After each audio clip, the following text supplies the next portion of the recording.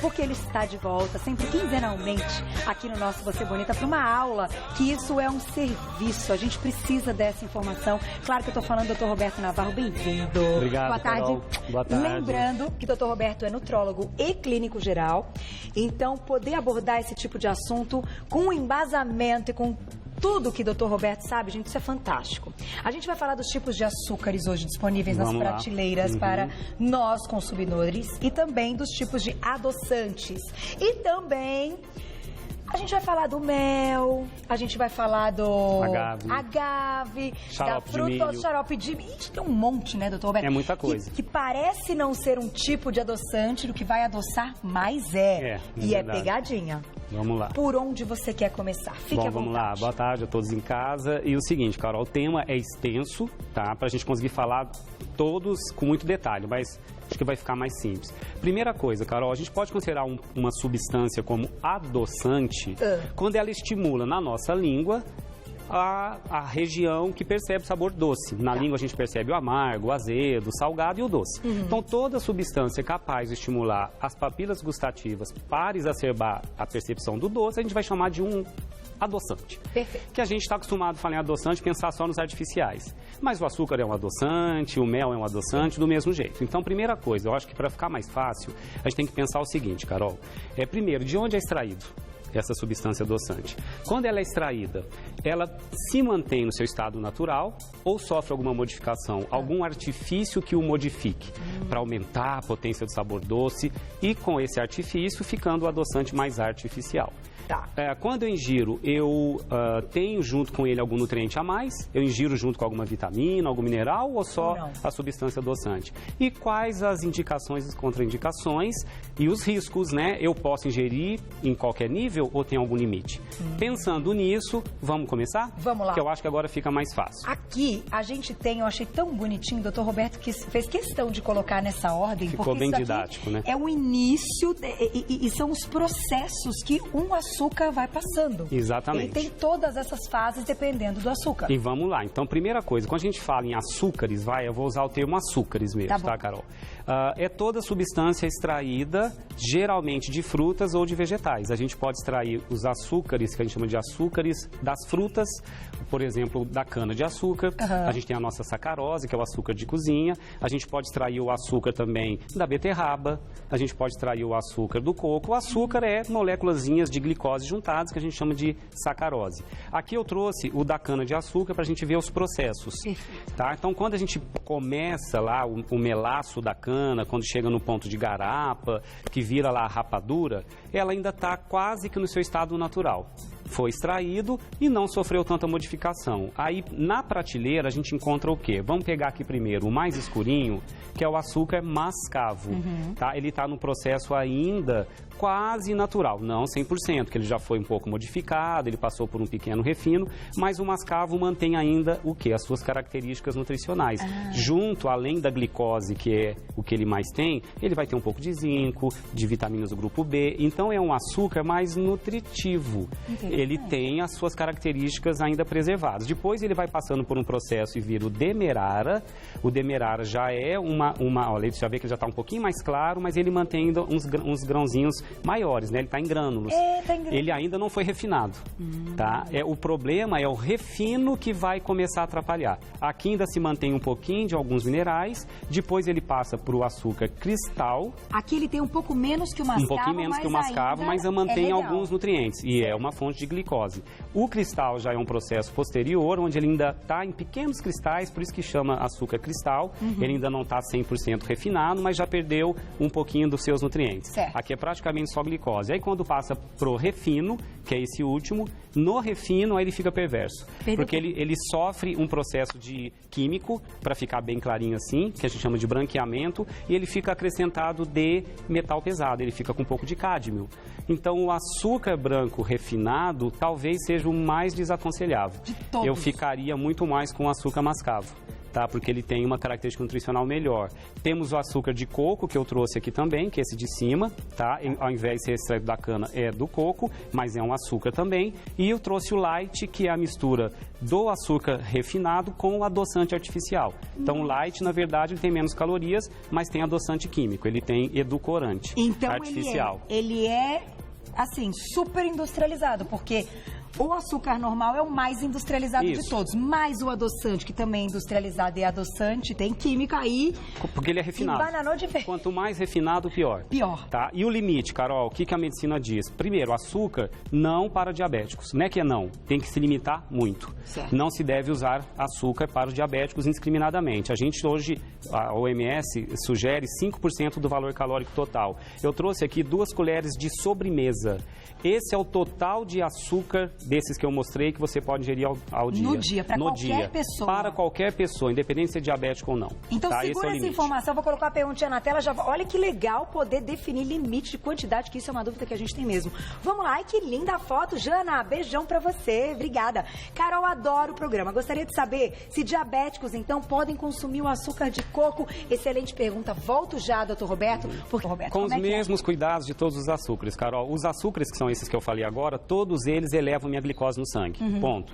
Uns mais lentos, outros mais rápidos. O açúcar de coco tem uma absorção um pouquinho mais lenta em relação ao açúcar convencional. Tá. O índice glicêmico mais baixo, mas total de açúcar de glicose que ele vai virar é alto. Então tem que tomar cuidado, diabéticos ou não. Não é de consumo livre.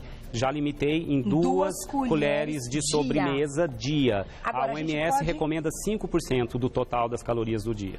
5? De uma dieta Gente, é muito pouco, específica, né? Pelas calorias que cada um vai fazer. Então, os mais saudáveis daqui, vamos destacar. Eu pensaria no mascavo e no demerara. E no coco. E no coco. Tá? É esse triângulo aqui mais escuro. Cristal, refinado e light, não acho muito interessante. Vamos fugir. Tá. Agora, vamos pro lado de cá, que isso aqui é uma loucura.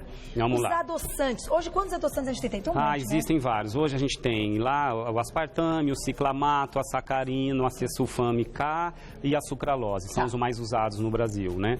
Adoçantes, seguinte, eles são artificiais. Todos. Tá? Com exceção da estévia, que eu não citei, que é o único que mantém a sua característica mais natural. Ele é extraído de uma planta e não é tão modificado. Aí tem um princípio ativo chamado esteviosídeo, que tem um sabor doce muito grande e é usado como natural e não eleva a minha glicose. Todos os edulcorantes, que é o nome que a gente chama dos adoçantes, eles não elevam a minha glicose. Então, para quem que eles foram pensados, Carol? Isso que as pessoas não entendem. Eles foram pesquisados para serem usados para diabéticos. O diabético não abre mão do sabor doce, mas não pode ter sua glicose no sangue alterada pelos açúcares. Então, eles foram pensados para o diabético. Não é para quem está fazendo dieta. Não, ele caiu no gosto popular porque falar não vai me engordar, então posso usar. E, na verdade, o que a medicina recomenda? Só para obesos, sobrepeso e diabéticos. Não estou nesse grupo, a medicina não recomenda o uso de adoçantes artificiais. Por quê, Carol? É um produto químico. Tirando a estévia, que é mais natural, mesmo assim, a estévia não é o esteviosídeo, ele não consegue ser metabolizado pelo corpo, ele também tem que ser excretado. Uma coisa é uma substância que entra, a glicose, ela cumpre funções, ela vira energia, entra em combustão.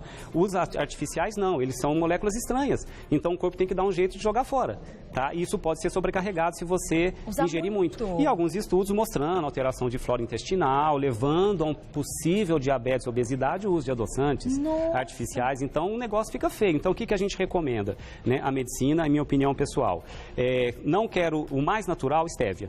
Tá? Hoje a indústria, só que ele é muito amargo. Então a indústria está mesclando ele com outro. Estévia mais ciclamato ou mais sucralose. Sempre limitar, no máximo, se for em gotas, 10 gotas ao dia. 10 gotas ao dia. Se for em sachês, no máximo 5 sachês ao dia.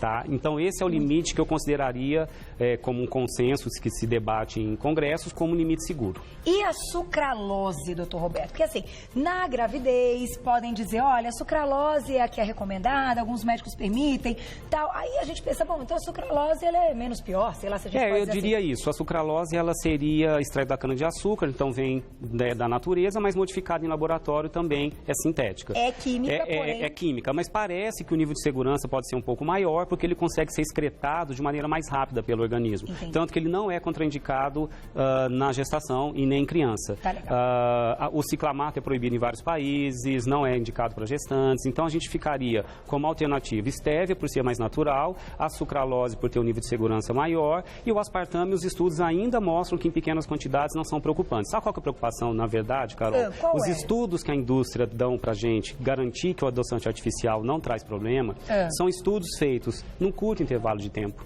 Então, não tem estudos que acompanhem uma grande parte da população durante 10 anos, 20 anos, ingerindo adoçante artificial nos volumes exagerados. Então, a gente tem que tomar um cuidado, porque ao mesmo tempo que ele é para o diabético muito importante, para o obeso que corta calorias, não se deve usar indiscriminadamente em doses altas numa população geral. Que a gente não sabe lá na frente se vai trazer algum problema. Então, eu acho que, inclusive, para os diabéticos, a opção que você mostrou agora, estévia e sucralose, são as melhores. E o aspartame pode ser em pouca quantidade alternado. Na verdade, a medicina hoje recomenda alternância.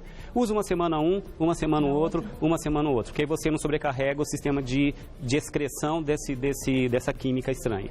Gente, esse assunto é sério. É para vocês verem quantos estudos estão envolvidos. Eu imagino vocês como médicos, quanta responsabilidade em poder indicar isso para paciente e estar aqui em rede nacional falando do assunto. Então, a gente escolheu o assunto para o Dr. Roberto, porque ele realmente é muito cauteloso, muito sério e fala aí com propriedade. E eu aprendi uma coisa em nutrição e medicina, é a arte das verdades transitórias.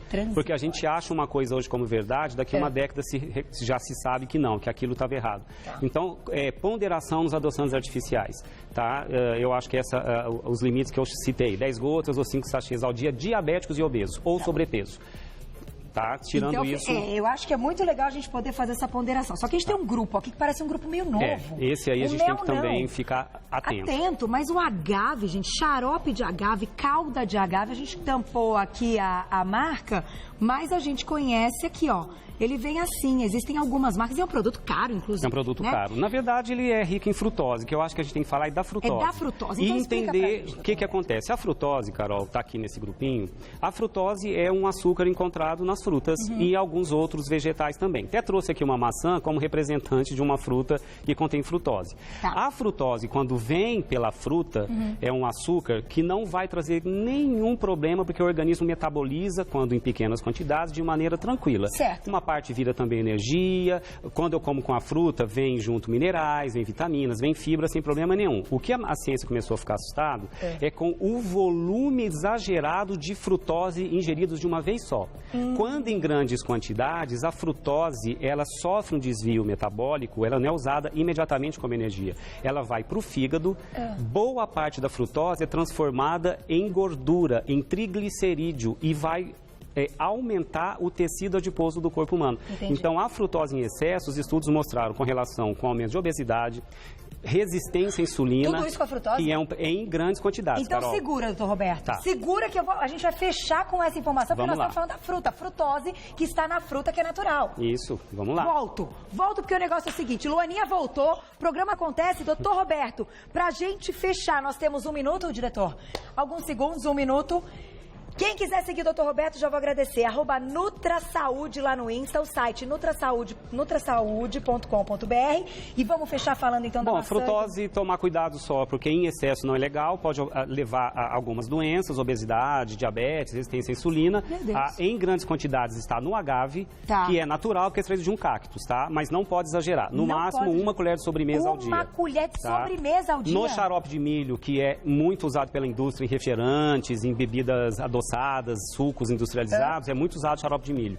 Altamente perverso, riquíssimo em frutose. E ele é químico ou ele é natural? Ele é extraído da natureza, mas passa por modificação e a frutose se concentra. E só o xilitol para fechar. O xilitol é mais natural, ele é usado por diabéticos, pode usar, ele é caro, mas é um adoçante mais tranquilo, porque não sobe glicose, os diabéticos podem usar o xilitol. Nós vamos falar um dia só sobre o xilitol, que é novidade. Doutor Roberto, muito obrigada. Um beijo.